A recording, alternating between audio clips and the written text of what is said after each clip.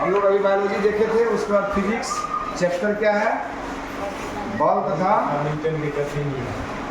बल तथा न्यूटन के गति नियम। तो बल तो सीधा सीधी बात है कि बल को ज़्यादा कुछ अगर आप नहीं जानते हैं तो बल एक धक्का या खिंचाव है, इतना आप बोल सकते हैं। क्या बोलेंगे? बल एक धक्का या खिंचाव है। इसको धक्का देंगे गिरेगा ना, समझ रहे बात को।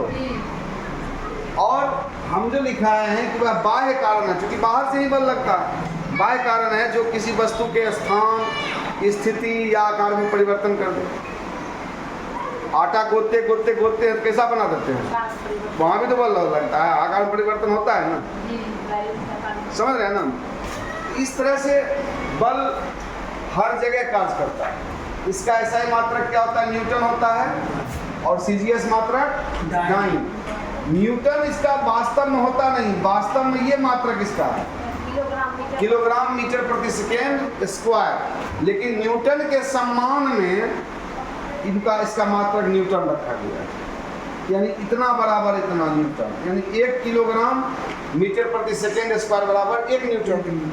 और डाइन में जब जाएंगे, CGS मात्रक है, तो डाइन में जाएंगे तो 1 न्यूटन बराबर कितना हो जाएगा, 10 पर पावर 5 डाइन। ठीक है।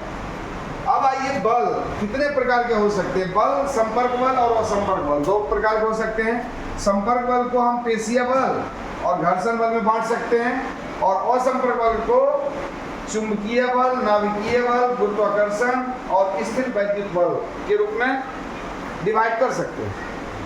अब इसमें बहुत ज़्यादा कुछ देखना नहीं है। संपर्क बल हुआ होता है जो संपर्क में लगे, किसी को छू करके बल लगाएंगे तो संपर्क बल हुआ, बिना छुए लगाएंगे लगेगा बल तो असंपर्क बल हुआ।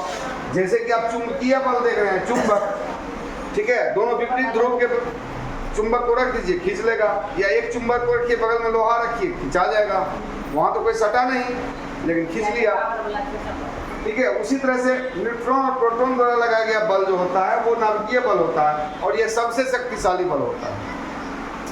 स्थिर विद्युत बल क्या है, एक आवेशित वस्तु दूसरे आवेशित वस्तु पर बल लगाएगा। करंट कैसे लगता है, करंट लगता है ना, एक बल दूसरे बल पर लगा, करंटे से नहीं लगता, कोई मारता तो नहीं मुक्का, लेकिन ऐसा झटका मारता कि गिरता है एकदम चित्त बजा, है ना। तो वो हो गया आपको स्थिर विद्युत बल। ठीक है। पेशीय बल मांसपेशी द्वारा लगाया गया बल हो गया। जैसे किसान खेती करता है या कुदाल चलाता है तो वहाँ पर पेशीय बल काम करता है। घर्षण बल तो आप देख ही रहे हैं, घर्षण बल के कारण ही सर आपको मोटरसाइकिल चलेगी, साइकिल चलेगी, मशीन चलेगी। ठीक है, उसके वजह से तो ये सब बल है। उसके अलावा संतुलित और असंतुलित बल भी है। संतुलित बल वह होता है जब किसी वस्तु पर 2 या 2 से अधिक बल कार्यरत हो और उसका परिणामी शून्य है।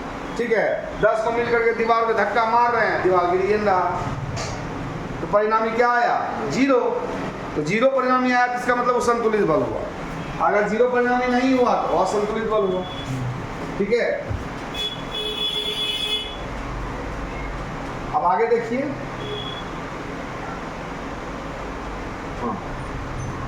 आगे क्या है, जड़त्व। जड़त्व चूंकि हर वस्तु में यह गुण होता है, हर वस्तु सोचता है, हर वस्तु चाहता है कि हम अपने पहले की अवस्था को, चाहे जिस अवस्था में, उसमें बनाए रखें। ठीक है। तो वह गुण जो उसका होता है वो जड़त्व कहलाता है। ठीक है। और इसी को अगर नियम बना देंगे, बनाए रखना चाहता है लेकिन कोई बाह्य बल उस पर लग जाए तो वहाँ पर वो जड़त्व का नियम हो जाएगा। और वही नियम न्यूटन का पहला गति नियम बताता है कि कोई भी वस्तु अपनी पूर्वावस्था को तब तक बनाए रखना चाहती है या बनाए रखती है जब तक कि उस पर कोई बाह्य बल आरोपित ना हो, कार्यरत ना हो। ठीक है। कोई भी चीज, जैसे हम ये रखा हुआ है, इसको धक्का मारते हैं, तो जब तक हम धक्का नहीं मारते हैं तब तक तो अपना पूर्व अवस्था में है ही। ठीक है। तो वह जो होता है न्यूटन का पहला नियम होता है। और न्यूटन के पहला नियम में जड़त्व का नियम और गैलीलियो का नियम, चाहे ये दोनों नियम इसी से प्राप्त होता है। यानी इस नियम को जड़त्व का नियम या गैलीलियो का नियम भी कहा जा सकता है। क्लियर है। अब नेक्स्ट क्लास में हम लोग देखेंगे दूसरा नियम, तीसरा नियम, जो भी है आगे।